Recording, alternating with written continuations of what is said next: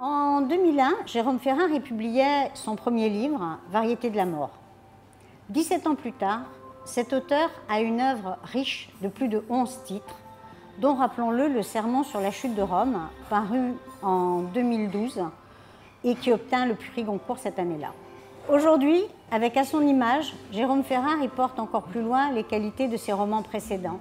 Ainsi, rigueur et originalité de la construction, force et souplesse de la phrase fondent À son image un livre essentiel. Un livre essentiel qui se construit autour de deux figures.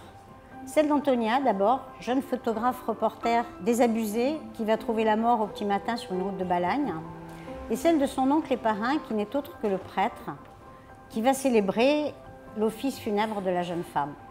Partant de là, dans une quasi-unité de lieu, une église de Corse, et de temps, celui de la messe des morts, Jérôme Ferrari va bâtir une fresque romanesque qui va se construire sur le temps du rituel, mais pour sans cesse s'en évader. S'en évader pour nous dire le destin d'Antonia, cette jeune reporter photographe qui fera donc ses premières armes dans le journal local. Puis elle partira se confronter à la guerre dans l'ex-Yougoslavie pour finir par choisir par être photographe de mariage.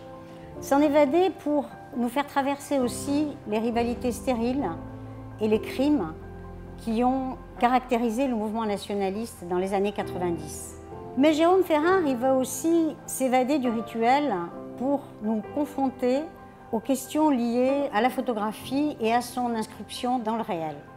Notamment la photographie de guerre, qui est le lieu si particulier où s'éprouvent de manière très forte les tensions entre précisément le réel, l'intention du photographe et nous, spectateurs, la façon que nous avons d'interpréter et de recevoir cette œuvre photographique.